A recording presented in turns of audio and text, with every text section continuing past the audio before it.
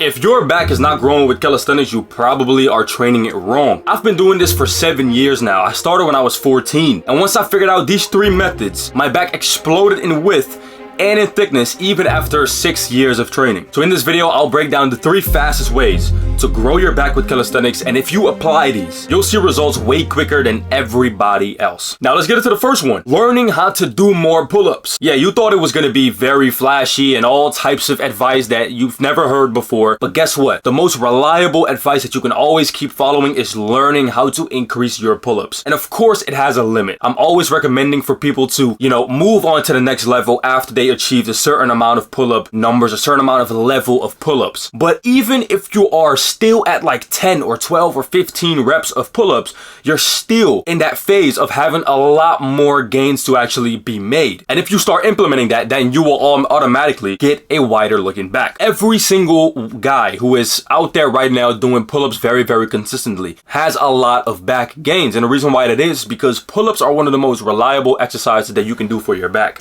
So when you actually focus as much as you can on them, and you focus as much as you can on trying to increase them from level 1 to level 2 and eventually moving on to different variations, you're going to grow your back. Now, this is not just a matter of just do pull-ups every single day and you're going to see the most insane back growth. In my opinion, if you add a little bit of strategy to it, so actually knowing what you're doing and knowing how you're progressively overloading, you're going to see more gains. Just like this very impressive member inside my Jacked by Calisthenics Blueprint program who recently increased his pull-ups by 3 or 4. He is increasing his pull-ups every single week, and the reason why he's able to do that is because I laid out the exact blueprint that I used when I just got started to increase my pull-ups from 0 all the way to 40 plus reps, and eventually being able to do pull-ups with more than 50, 60, or 70 kg for reps. And that is exactly everything that he is doing right now. So if you want to be a part of that and actually grow muscle insanely quickly as well as strength, then go to the top link in the description. Every single detail is in there, and trust me, you're going to gain muscle reliably. Now, I'm about to explain to you how you can actually increase your pull-ups every single week if you just follow this simple framework. Step number 1, you pick out a rep range that you're going to do, for example, twice in a row. 2 days, that's all you need to do. 2 days of working out, of focusing on your pull-ups and doing as much as you can per set. Only thing that you have to do is keep 2 sets in mind where you're going to have a rep goal inside of your mind. The moment when you have that rep goal, you're going to go for that the first set. The second set, what you're going to be doing is you're going to be doing that again. And even if you do not actually get the amount of reps that you got on the first set, you're going to be resting for a few seconds and match up. Okay, you're going to just keep going until you match the numbers. That is exactly what I want you to do. If you follow that for about twice a week and you try to increase your reps every single week, so you focus on training hard, you're going to see an increasage in how many reps you're actually able to do. Now, after that, the most reliable way of then keep growing your back, because after a little while it's going to stop. Most people don't understand this. Most people will say to me like, yo, if I just keep doing this every day, can I grow forever? First of all, no, because that doesn't make any sense. Your body has to overload itself. It has to go from level 1 to level 2 in order to see progression. So if you want to see that, the only thing that you're gonna have to do is change up the variations, and that is exactly what method number 2 is. So let's get into that right now. Method number 2 is progressively overloading on ring pull-ups. Now, progressively overloading on ring pull-ups is basically what I always recommend to every single one of my members inside my program. Every single guy in there is taking his pull-ups to a new level by or applying rings to the pull-ups or doing them with different variations in general. But what I'm recommending for everyone right now is to transition over to rings and focus as much as you can trying to increase your control on the reps with the rings. So the best way of doing that is by actually starting out with 3 simple variations that you're going to pick in order to go from a average back to taking it to the next level. As you can see, I do ring pull-ups twice a week and I focus incredibly hard on just the progressive overload aspect of it. So number 1, what you want to be doing is pick out 3 variations that you're going to stick to for the rest of your training journey to where you hit a plateau. So just keep doing it as much as you can for as long as you can. And you're going to be implementing 3 variations, and within those, you're going to be focusing every single week and reminding yourself yourself what you did in order to go to the next level. So by adding new reps, adding more weight, or adding different intensity techniques. So variation number 1 is going to be the normal ring pull-up. This is the one and only pull-up that I prioritize the most because it's the most reliable,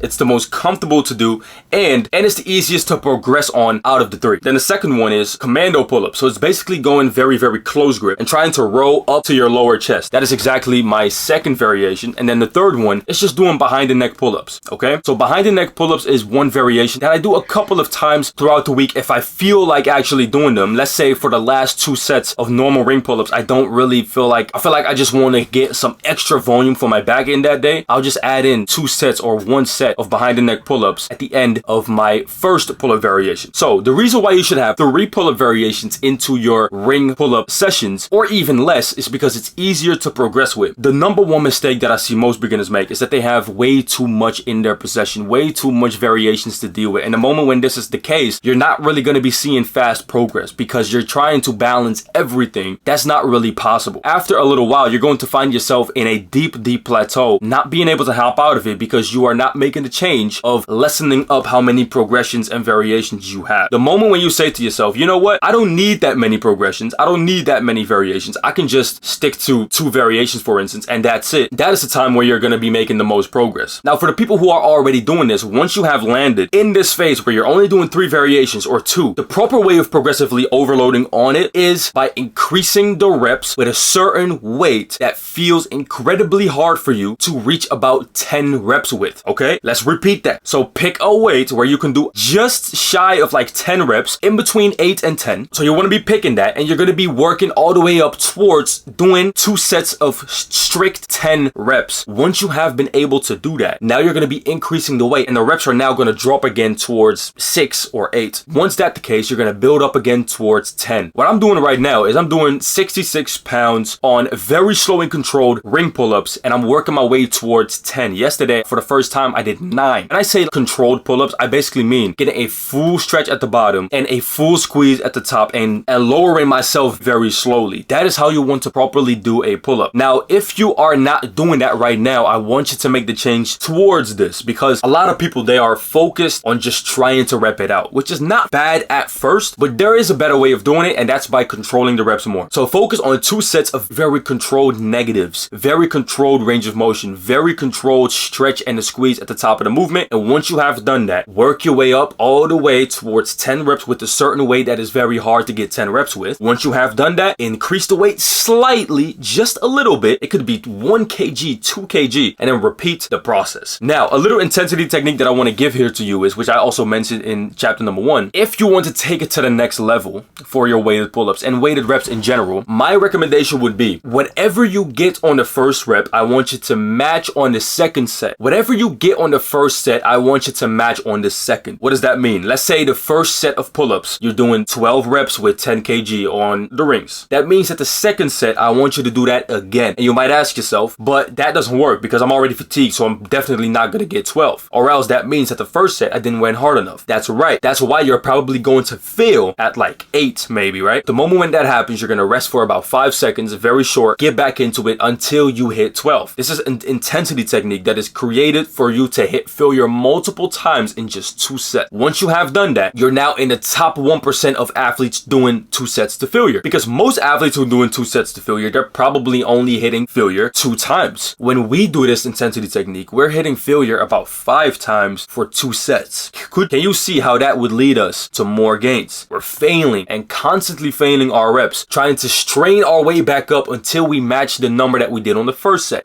That gives us insane strainage and explosive strength, especially when it comes to the pull-up. So do that on every single variation that you're right now currently doing. Now, if this still seems a little bit too complicated for you, then I still highly suggest that you go to the top link in the description and you just join the Jacked by Calisthenics program. Just join it. Join right now. Follow everything that you see inside. Follow the modules as I laid it out in there. And then you're going to be sending me the same type of messages that you see here on the screen, and I will be ecstatic to see that. So if you join right now, you're going to get started right away. And the moment when you have joined, I will send you a message and we're right away going to get started on reaching your dream physique and strength. So let's get into method number 3, and that is doing rows on the rings plus adding a shit ton of progressive overload with it with just 2 variations. So the first 2 variations that I want you to do on the ring rows is just the normal ring row and the close grip ring row. And the close grip ring row is something that we're going to be doing for a little bit more high reps. And the normal ring row is what we're really going to be prioritizing in that overloading aspect. So what I do as of right now is I focus as much as I can on the normal ring row with my weight vest, trying to add more reps and more control every single session. And when I say more control, I genuinely mean way more control than the day before or like the week before. So if last week I did 2 seconds of a negative, right now I'm literally going to be doing 4 seconds of a negative if I can, right? And I'm going to be increasing the weights slowly, very, very slowly over time. But what I'm first going to increase is just the controlled reps that I'm doing all the way to about 15 reps. And then I'm going to increase the weight and do that process all over again. Now, when it comes to the close grip rows, I do that for 1 set to failure for as many as I can after I'm finished doing my normal rows. When you do this, you're going to be having 1 extra set added to your weekly volume, which actually is going to end up in you making a lot of gains. People underestimate this. They say 1 set is not enough. 1 set is really enough when you take it to the next level. When you actually prioritize your first variation of rows, and then you go to the close grip row for as many reps as you can, slow and controlled, for about 20, maybe even 30 reps at the end of your workout. You're putting in so much more blood than usually, and you're adding 2 extra sets every single week. Now that is going to make a big difference in your back growth. So for the people who really want to take this serious, go ahead and start right now and focus on 2 sets on the main row and then just 1 set of going all out on that close grip row. The close grip row is such a good exercise when it comes to that back thickness, man, because you're going to be squeezing everything in your back when you do it close grip. And you should do that exercise body weight because it's hard enough. And if you want to increase the difficulty just a little bit, just make sure that you put the rings a little bit lower. When you put the rings a little bit lower, it's going to be more hard. It's going to be actually challenging. Or put your feet up higher so that you can have a different sort of leverage, which is going to end up in you lifting more percent of your body weight. And obviously that's going to be ending up in you doing a lot more work, and it's going to be a lot more challenging. So after that is done, when you stay consistent on it, you should be able to gain muscle in your back very reliably. Now, if you are not seeing progress with this, even within like 6 months, then you're doing one of these things wrong, or you're not actually taking yourself to the maximum capacity that you could take yourself to, or you're not progressively overloading. It's always these 2 mistakes. People think like, oh, this exercise doesn't work for me. No. Every exercise works, my boy. A screwdriver is very effective, but if you don't rotate that motherfucker, it's not gonna work. So what that means is you have to put in the work. The exercise selection, for example, the blueprint that I give to you, link in the description, everything works. But if you're not gonna be working with it and on it, then you're not gonna see progress. That's why in my Jacked by Calisthenics program, I have actually got 3 spots left for online coaching, where I'm literally gonna be taking your hand throughout the entire process to where you're gonna be assured that you are gonna go all out every single workout, because I'm gonna be holding you accountable personally with weekly calls and daily support. So if you want that, then join the program, and then inside of there you can apply for coaching, but be quick because we only have 2 spots left. It's filling up quite quickly, so go over there right now and be able to work with me one-on-one. So with that being said, watch this video right now, because in this video I'm going to be giving you all the exercises I do that are extremely important to grow a huge chest. Better than the bench press, by the way, just so you know. Till next time.